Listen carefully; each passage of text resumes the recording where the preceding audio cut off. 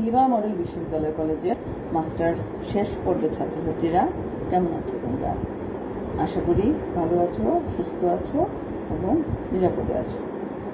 ছাত্রছাত্রীরা কোভিড-19 সংক্রমণ এত ব্যাপক হারে বৃদ্ধি পাচ্ছে যে আমাদেরকে সবসময় সৃষ্টিকর্তাকে স্মরণ করতে হবে এবং তার সাথে স্বাস্থ্যবিধি মেনে চলতে হবে। ছাত্রছাত্রীরা আমাদের এই যে অনলাইন ক্লাসের যে ক্লাসগুলো হচ্ছে, তোমরা সেগুলো ভালোভাবে ফলো করছো তো? তোমরা যদি এই অনলাইন ক্লাসগুলো ফলো না করো এবং সাথে সাথে যদি তোমরা এগুলো না করে ফেলো, তাহলে কিন্তু তোমরা পরবর্তীতে আর সময় পাবে না। তোমরা দেখা যাবে যে তোমাদের হয়তো বা ফর্ম ফিল আপের সময় দেওয়া হবে, ফর্ম ফিল আপের সময় দিয়ে ফর্ম ফিল আপ হয়ে তারপরে দেখা যাবে যে তোমাদের পরীক্ষার ডেট দিয়ে দিবে। বা একটা যে মাস্টার্স শেষ করবে যে আরেকটা বেস আছে, হয়তো সেই পরীক্ষাটা যতদিন হবে সেই সময়টুকুই তোমরা পাবে। তাই তোমরা যখন যে অনলাইনে যে ক্লাসটা দেওয়া হবে, তোমরা সাথে সাথে তা কমপ্লিট করার চেষ্টা করবে। জানি তোমরা অনেক সমস্যার ভিতরে আছো, কিন্তু তারপরেও এই সমস্যাটা শুধু আমাদের একার না, সারা বিশ্বের। তাহলে ছাত্রছাত্রীরা, আমরা এখন আমাদের বিষয়ভিত্তিক আলোচনায় আমরা আসি। আমি তোমাদের যে বিষয়টা পড়াই, বাংলাদেশের রাজনীতি, ইস্যু ও গতিধারা, এবং এই বিষয়টার যে গত ক্লাসে আমি যে অধ্যায়টা তোমাদের পড়িয়েছিলাম, অর্থাৎ বাংলাদেশের সংবিধান, এবং এই অধ্যায়ের যে টপিকসগুলো আমি তোমাদের পড়িয়েছিলাম, যে বাংলাদেশের অস্থায়ী সংবিধান আদেশ 1972, সংবিধান প্রণয়ন পদ্ধতি, গণপরিষদ গঠন, খসড়া সংবিধান প্রণয়ন কমিটি এবং 1972 সালের সংবিধানের বৈশিষ্ট্য। আজকে আমি তোমাদের যেই টপিকসটা নিয়ে আলোচনা করব তা হচ্ছে বিচার বিভাগ। বিচার বিভাগের সংজ্ঞা, বিচার বিভাগের স্বাধীনতার সংজ্ঞা এবং স্বাধীনতা রক্ষার উপায়। তবে আজকে আমি তোমাদের একটু সিলেবাসটা নিয়ে আলোচনা করব। এগুলো যদি আমাদের কলেজে অনেক আলোচনা হয়ে গিয়েছে, তারপরেও যারা একেবারেই নতুন, যারা ক্লাসে যেতেই পারেনি, তাদের জন্য আমাদের আলোচনাটা। আমাদের যেই প্রথম অধ্যায়টা বাংলাদেশের স্বাধীনতা আন্দোলন 1947 থেকে 1971, এবং এই অধ্যায়ের যে টপিকগুলো আছে, ভারতীয় উপমহাদেশে ব্রিটিশ শাসনের সংক্ষিপ্ত পরিচিতি, তারপর হচ্ছে যে 1940 সালে লাহোর প্রস্তাব, দ্বিজাতি তত্ত্ব, 1947 সালে ভারত স্বাধীনতা আইন, 1947 সাল পাকিস্তান সৃষ্টি, এবং পাকিস্তান সৃষ্টি হওয়ার পরে যে দুই অংশের মধ্যে, অর্থাৎ পূর্ব পাকিস্তান, পশ্চিম পাকিস্তানের ভিতরে যে বৈষম্যগুলো, অর্থনৈতিক, সামাজিক, রাজনৈতিক, সাংস্কৃতিক, সেই বৈষম্যগুলো, এবং আমার ভাষা আন্দোলনের যে বিভিন্ন পর্যায় 1947 থেকে 1952, তারপর হচ্ছে 1954 সালের নির্বাচনের গুরুত্ব, তাৎপর্য, 1966 সালের 6 দফা আন্দোলন, 1968 সালে আগরতলা ষড়যন্ত্র মামলা, 1969 সালের গণ অভ্যুত্থান, 1970 সালের নির্বাচন, 1971 সালের মুক্তিযুদ্ধ। এগুলো কিন্তু আমরা সবই আমাদের যে প্রথম বর্ষের যে স্বাধীন বাংলাদেশ অভ্যুদয়ের ইতিহাস, আমরা কিন্তু সেখানে পড়ে এসেছি। তারপরে যে বেশ কয়েকটা অধ্যায় আমাদের কিন্তু কলেজে পড়া হয়ে গেছে। এখন আমি তোমাদের শেষের যে অধ্যায়গুলো আছে, সেখান থেকে আমি বেছে যে গুরুত্বপূর্ণ টপিকসগুলো, সেগুলো আমি আমাদের অনলাইন ক্লাসে আমি কমপ্লিট করার চেষ্টা করব। আশা করি আমাদের অনলাইনে আমাদের সিলেবাস শেষ হয়ে যাবে। তাহলে ছাত্রছাত্রীরা আসো, আমরা আমাদের মূল আলোচনায় যাই। বিচার বিভাগ। আমরা জানি সরকারের 3টা বিভাগ, কি? শাসন বিভাগ, আইন বিভাগ, বিচার বিভাগ। এবং সরকারের 3টি বিভাগের মধ্যে অন্যতম হলো বিচার বিভাগ। আইনসভা এবং শাসন বিভাগের মধ্যে বিচার বিভাগও আধুনিক সরকারের একটি অপরিহার্য অঙ্গ, এবং রাজনৈতিক ব্যবস্থা একটি প্রভাবশালী কাঠামো। রাষ্ট্র ক্ষমতা প্রয়োগের একটি মাধ্যম হল বিচার বিভাগ। বিচার বিভাগই গণতান্ত্রিক রাষ্ট্রে জনগণের স্বাধীনতা ও অধিকারের শ্রেষ্ঠ রক্ষা কবচ। বিচার বিভাগ ছাড়া সভ্য সমাজ জীবনের কথা চিন্তাই করা যায় না।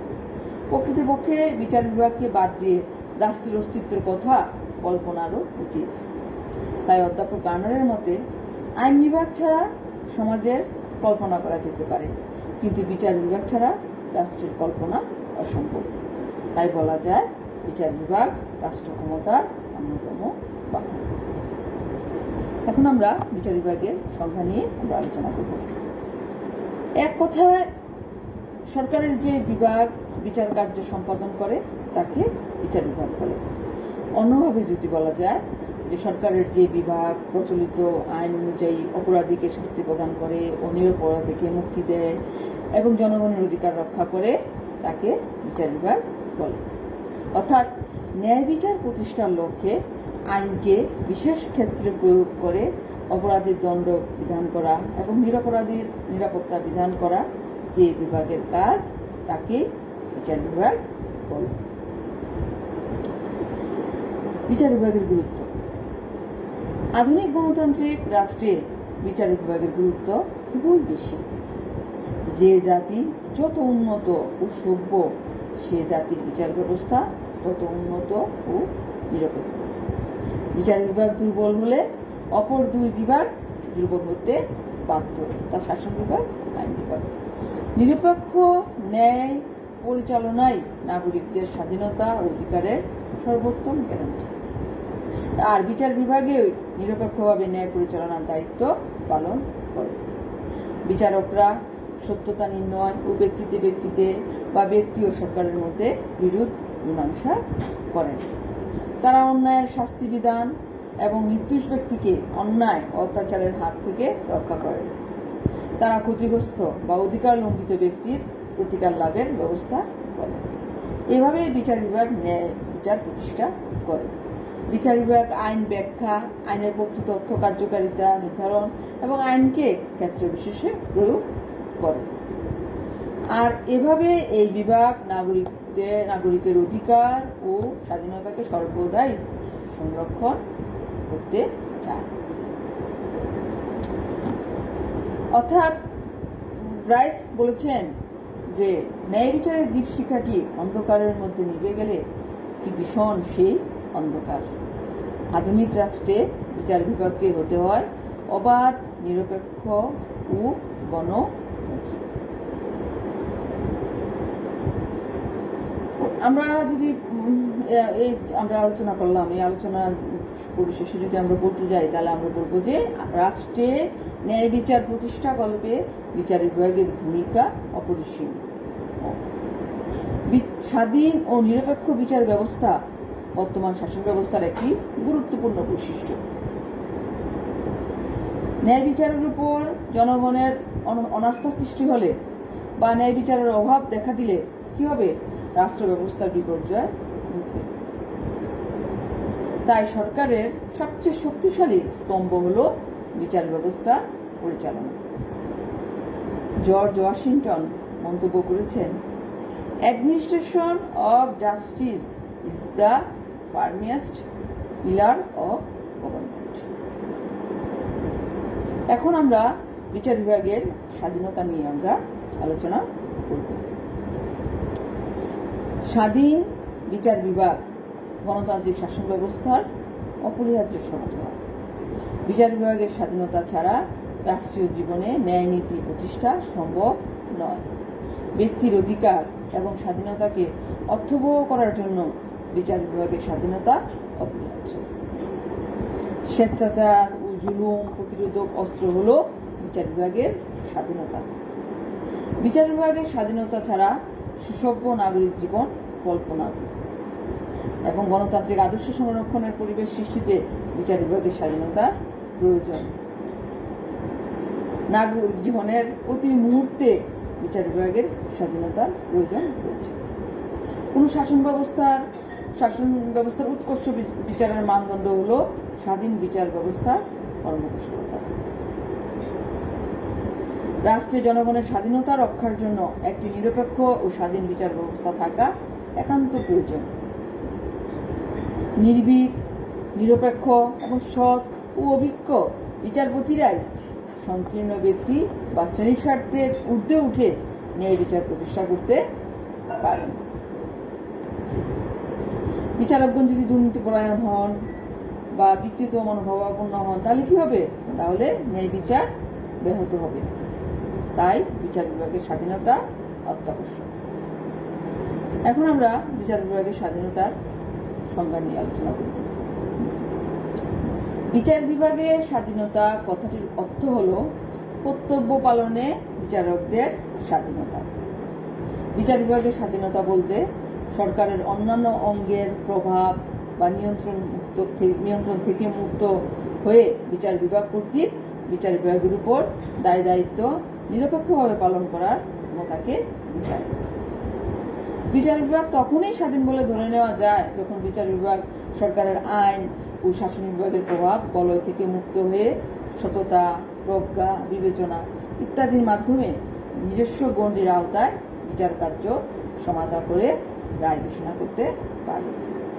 অর্থাৎ আইনের ব্যাখ্যাদান ও বিচারের রায় প্রদানের ক্ষেত্রে বিচারকদের স্বাধীন ও নিরপেক্ষ মতামত প্রকাশের ক্ষমতা বা স্বাধীনতাকে বিচার বিভাগের স্বাধীনতা বলে। বিচারকগণ যখন বিচারের রায় প্রদানের ক্ষেত্রে সকল প্রকার সামাজিক, অর্থনৈতিক, রাজনৈতিক প্রভাব এবং সরকারি কর্মচারীদের নিয়ন্ত্রণ হতে মুক্ত থাকবেন, তখনই কেবল বিচার বিভাগের সত্যিকার স্বাধীনতা রক্ষিত হবে। সুতরাং বলা যায়, শাসন বিভাগ, আইন বিভাগ ব্যক্তি, গোষ্ঠী, প্রতিষ্ঠান ও অন্যান্য শক্তির প্রভাব ও হস্তক্ষেপ হতে মুক্ত এবং আইনের অধীন থেকে বিচার বিভাগ কর্তৃক বিচার কার্য সম্পাদন করাকে বিচার বিভাগের স্বাধীনতা বলে।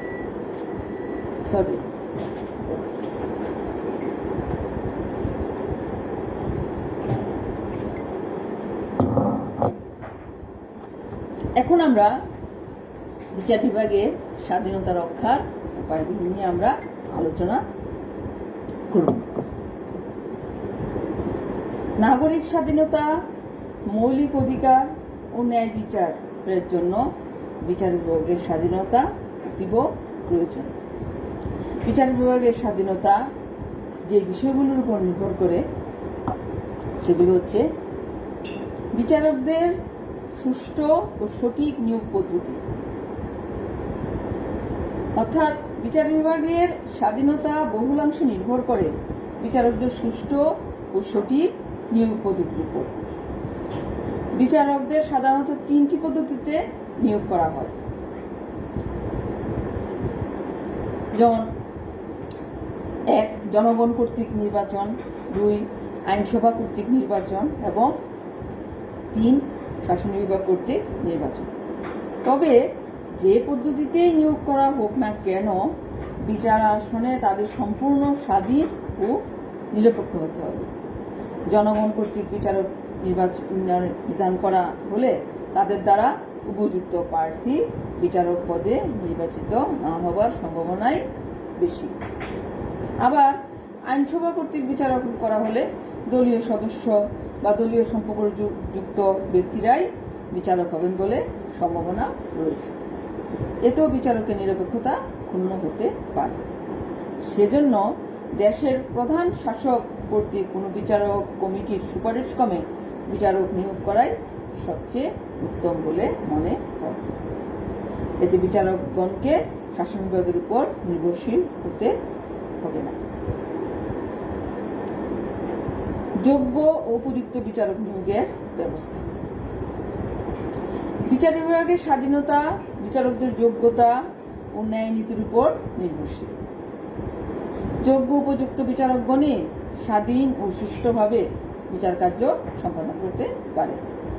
বিচারকদের নিয়োগের ক্ষেত্রে প্রার্থীদের গুণগত যোগ্যতা অত্যন্ত সতর্কতার সাথে বিচার বিবেচনা করতে হবে। শাসন বিভাগের কোনো ব্যক্তিকে বিচারক পদে নিযুক্ত করা উচিত নয়।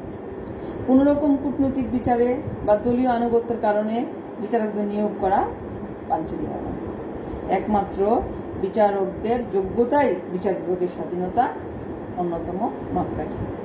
সুতরাং বিচার বিভাগের স্বাধীনতা রক্ষা করতে হলে বিচারকদের নিয়োগের শর্তাবলী এমন হতে হবে যাতে প্রতিভাবান, চরিত্রবান, প্রজ্ঞাবান, দৃঢ়চেতা, স্বাধীনচেতা, সৎসাহসী, প্রতিশ্রুতিশীল, দলীয় রাজনীতির সাথে সম্পর্কহীন ও আইন সংক্রান্ত বিষয়ে গভীর জ্ঞানের অধিকারী ব্যক্তিগণ বিচারক হিসাবে নিয়োগ লাভের জন্য আকৃষ্ট হন এবং নিয়োগ লাভে সক্ষম হন।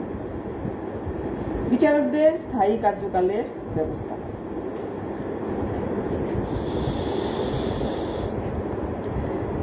বিচারকদের কার্যকালের স্থায়িত্বের উপরও বিচার বিভাগের স্বাধীনতা বিশেষভাবে নির্ভরশীল। বিচার বিভাগের স্বাধীনতা ও স্বাতন্ত্র্য রক্ষার জন্য বিচারকদের ক্ষমতার কার্যকাল স্থায়ী হওয়া উচিত। স্বল্পকালের জন্য বিচারকরা নিযুক্ত হলে কি হবে? তাদের পক্ষে ক্ষমতার অপব্যবহার করার সম্ভাবনা বেশি থাকবে। আর বিচারকদের কার্যকালের নিরাপত্তা ও স্থায়িত্ব থাকলে তারা তাদের অভিজ্ঞতার সুফলকে কাজে লাগানোর সুযোগ পাবে। তারা নির্ভয়ে নিরপেক্ষভাবে বিচার কার্য মীমাংসা করতে পারবে। বিচার বিভাগের স্বাধীনতা ও নিরপেক্ষতার জন্য বিচারকদের নির্দিষ্ট বয়স পর্যন্ত স্থায়ীভাবে নিযুক্ত করা উচিত, যাতে তাদের বিরুদ্ধে দুর্নীতি বা অক্ষমতার অভিযোগ প্রমাণিত না হলে পদচ্যুত করা যায় না। বর্তমানে অধিকাংশ দেশেই বিচারকদের কার্যকালের ব্যাপারে এই নীতি অনুসরণ করা হয়। বিচারকদের অপসারণের উপযুক্ত ব্যবস্থা। বিচারকগণের অপসারণ পদ্ধতির উপরও বিচার বিভাগের স্বাধীনতা নির্ভরশীল। অকারণে বা সামান্য কারণে অপসারণের ভয় বা আশঙ্কা থাকলে বিচারকদের পক্ষে ন্যায় বিচার করা সম্ভব হয় না। তাই কোনো বিচারককে যাতে সামান্য কারণে পদচ্যুত হতে না হয় তার জন্য উপযুক্ত ব্যবস্থা থাকা আবশ্যক। প্রমাণিত কোনো দুর্নীতি, গুরুতর অপরাধের অভিযোগের ভিত্তিতে নির্দিষ্ট কার্যকাল শেষ হওয়ার আগেই বিচারকগণ পদচ্যুত হতে পারেন, তবে সহজে তাদের অপসারণ করা যায় না। বিচারকদের বিরুদ্ধে আনিত অভিযোগের বিচার সাধারণত আইনসভায় সম্পাদিত করা যায় না। এ ব্যাপারে বিশেষ পদ্ধতি অনুসরণ করা হয়।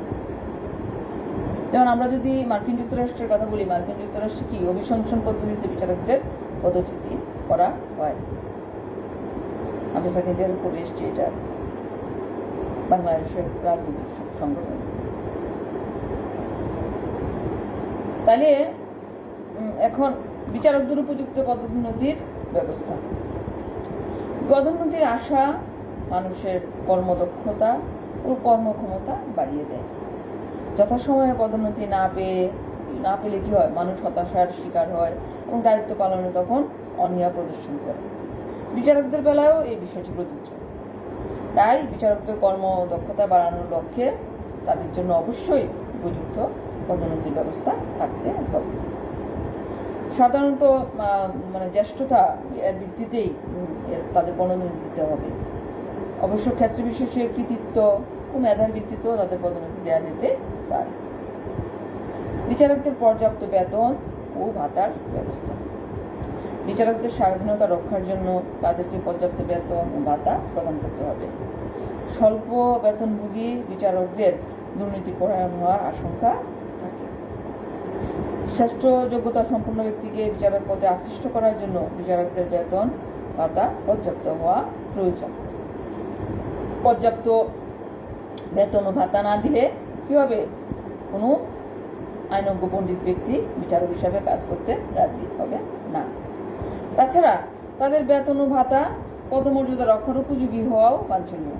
বিচারকদের বেতন ও ভাতা সম্পর্কিত কোনো বিষয় শাসন বিভাগের অনুমতি সাপেক্ষে হওয়া উচিত নয়। বিশেষ জরুরি অবস্থা ব্যতীত বিচারকদের স্বার্থ ক্ষুণ্ণ করে তাদের বেতন ভাতা ও সুযোগ সুবিধা পরিবর্তন করাও উচিত নয়। বিচার বিভাগকে অন্য বিভাগে নিয়ন্ত্রণ মুক্ত রাখা। আমরা সেকেন্ড ইয়ারে ক্ষমতা স্বতন্ত্রীকরণ নীতি করেছি। ক্ষমতা স্বতন্ত্রীকরণ নীতি প্রয়োগের মাধ্যমে কি হবে? যে বিচার বিভাগকে অন্য দুটি বিভাগ থেকে নিয়ন্ত্রণ মুক্ত, স্বাধীন ও স্বতন্ত্র রাখা প্রয়োজন। প্রাচীনকালে একই ব্যক্তি বা কর্তৃপক্ষের হাতেই আইন প্রণয়ন, শাসন পরিচালনা ও বিচার কার্য সম্পন্ন করার দায়িত্ব ছিল। এই ব্যবস্থা কি ছিল? এই ব্যবস্থা থেকে কি হলো? যে স্বৈরাচারের পথ উন্মুক্ত হলো, অর্থাৎ চরম ক্ষমতা ব্যক্তিকে চরম স্বৈরাচারে পরিণত করে। এই কারণে সুষ্ঠু ন্যায় বিচার প্রতিষ্ঠার জন্য বিচার বিভাগের স্বতন্ত্রীকরণ অনিবার্য। লাস্কির মতানুসারে শাসকের হাতে বিচারের ভার ন্যস্ত থাকলে ন্যায় বিচার অসম্ভব হয়ে দাঁড়ায় এবং বিচার বিভাগের স্বাধীনতা ও নিরপেক্ষতা সংরক্ষণের জন্য অধিকাংশ দেশেই শাসন বিভাগ থেকে বিচার বিভাগকে পৃথক করা হয়েছে বা হচ্ছে। বিচারকদের দৃষ্টিভঙ্গি ও মানসিক দৃঢ়তা। বিচার বিভাগের স্বাধীনতা রক্ষার জন্য অত্যন্ত গুরুত্বপূর্ণ বিষয় হল বিচারকদের দৃষ্টিভঙ্গি ও মানসিক দৃঢ়তা। বিচারক নিয়োগের পূর্বে তার পারিবারিক অবস্থান, মর্যাদা, শিক্ষা, সংস্কৃতি, অর্থনৈতিক অবস্থা প্রভৃতি বিষয়ে অবগত হওয়া প্রয়োজন। যে সামাজিক পারিবারিক শিক্ষাগত প্রেক্ষাপট থেকে বিচারকগণ নিযুক্ত হবেন, সে প্রেক্ষাপটের প্রভাব তার দৃষ্টিভঙ্গি অবশ্যই প্রভাবিত করে এবং সামাজিক অবস্থানজনিত কারণের জন্য বিচারপতিদের মূল্যবোধ, মানবিকতা ও দৃষ্টিভঙ্গি নিয়ন্ত্রিত প্রভাবিত হয়ে থাকে। তাই সামাজিক ঘটনা, প্রভাব, চাপ থেকে সম্পূর্ণ মুক্ত থেকে কাজ করা বিচারকদের পক্ষে সম্ভব নয়। তাইলে এই যে আমরা এতক্ষণ বিচার বিভাগের যে স্বাধীনতা রক্ষার যে উপায়গুলো আমরা এখন বললাম, যে কী কী কারণে বিচারকদের বিচারকরা স্বাধীনভাবে বিচার করতে পারবে, বিচারকদের স্বাধীন থাকা প্রয়োজন, অর্থাৎ বিচারকদের নিয়োগ পদ্ধতি সুষ্ঠুভাবে হতে হবে এবং উপযুক্ত বিচারক নিয়োগের ব্যবস্থা করতে হবে এবং বিচারকদের স্থায়ী কার্যকালেরও ব্যবস্থা করতে হবে এবং বিচারকদের উপযুক্ত পদোন্নতির ব্যবস্থা করতে হবে এবং তাদের পর্যাপ্ত বেতন ও ভাতার ব্যবস্থা করতে হবে এবং সবচেয়ে যেটা গুরুত্বপূর্ণ সেটা হচ্ছে বিচার বিভাগে অন্য বিভাগের নিয়ন্ত্রণ মুক্ত রাখা। তাহলে সব আলোচনার শেষে যদি আমরা বলি, তাহলে বলা যায় যে বিচার বিভাগের স্বাধীনতা ছাড়া কি গণতন্ত্র অর্থহীন। গণতান্ত্রিক ব্যবস্থা, নাগরিক অধিকার ও স্বাধীনতা নিশ্চিত করতে হলে বিচার বিভাগের স্বাধীনতা অত্যাবশ্যক। তাই প্রয়োজন বুঝে বিচারপতিগণের সুষ্ঠু মানসিকতার বিকাশ ঘটিয়ে বিচার বিভাগের স্বাধীনতা রক্ষা করা প্রয়োজন। তবে বিচার বিভাগের স্বাধীনতা সংরক্ষণের জন্য আমরা যে এতক্ষণ আলোচনা করলাম, এই সমস্ত ব্যবস্থাই কিন্তু যথেষ্ট নয় বলে রাষ্ট্রবিজ্ঞানীরা মনে করেন। রাষ্ট্রের প্রকৃতি, রাষ্ট্রের উদ্দেশ্য কি, তার পরিপ্রেক্ষিতে বিচার বিভাগের স্বাধীনতার মূল্য নির্ণয় করা সম্ভব। সুতরাং বিচার বিভাগের স্বাধীনতা বিচার ব্যবস্থার বিভিন্ন উপাদানের উপর যতটা নির্ভর করে, তার চাইতে অনেক বেশি নির্ভর করে সমাজ, রাষ্ট্র ও আইনের প্রকৃতির উপর। তাহলে স্টুডেন্টস, তোমরা যে তখন আমি বিচার বিভাগের সংজ্ঞা, বিচার বিভাগের স্বাধীনতার সংজ্ঞা, স্বাধীনতা রক্ষার উপায় বিভিন্ন আলোচনা করলাম, তাহলে নিশ্চয়ই তোমরা ভালোভাবে বুঝতে পেরেছ। তবে তোমাদের কাছে আমার একটাই অনুরোধ, যে তোমরা সবসময় যখন যে টপিক্সটা আমাদের অনলাইন পোস্ট করা হয়, তোমরা তখনই খাতায় লিখে সেটা করে ফেলার তোমরা চেষ্টা করবে। আর আমরা ঈদের পরে আমি একটা সাজেশন তোমাদের মনে হয় আমি দিয়েছি, তারপরেও আমি ভাবছি যে আমি আবার একটা ভাবছিলাম যে আমাদের এই মাস্টার্স যে পরীক্ষাটা হওয়ার কথা ছিল শেষ করবে, সেটা হলে আমরা একটা চূড়ান্ত সাজেশন করবো, এরকমভাবে মনে হয় তোমাদের সাথে ক্লাস আমার কথা হয়েছে। যাই হোক, আমাদের এই যে এই বিষয়টা বাংলাদেশের রাজনীতি সুগতি দ্বারা, এই বিষয়টার যে টপিকসগুলো আছে সেটা কিন্তু কোনোটাই তুমি এবছর এটা চলে আসলো, এটা বাদ দিয়ে তুমি আরেক পড়বে, তার কিন্তু কোনো উপায় নেই। সেটা করাও উচিত না, যে কোনো সাবজেক্টের ক্ষেত্রে করা উচিত না, কিন্তু স্পেশালি আমাদের এই যে এই বিষয়গুলো তো একেবারেই না। এগুলো এই সাবজেক্টের সব কিছুই তোমাকে জানতে হবে। তো ঈদের পরে আমি আশা করি যে আমি একটা সাজেশন তোমাদের দেবো এবং সেই সাজেশনটার উপরেই আমরা অনলাইন ক্লাসগুলো আমরা ধারাবাহিকভাবে আমরা চালিয়ে যাব। তাহলে ছাত্রছাত্রীরা সবাই ভালো থাকো, সবাই ভালোভাবে ঈদ করো এবং আবার আনন্দে নিয়ম নীতি ভুলে যেও না, স্বাস্থ্যবিধির কথা ভুলে যেও না। স্বাস্থ্যবিধি মেনে সবাই আনন্দ উপভোগ করবে, কারণ আনন্দ আমরা সারা জীবনই করতে পারবো যদি আমরা সুস্থ থাকি, ভালো থাকি। তাহলে সবাই ভালো থাকো, সবাইকে ধন্যবাদ।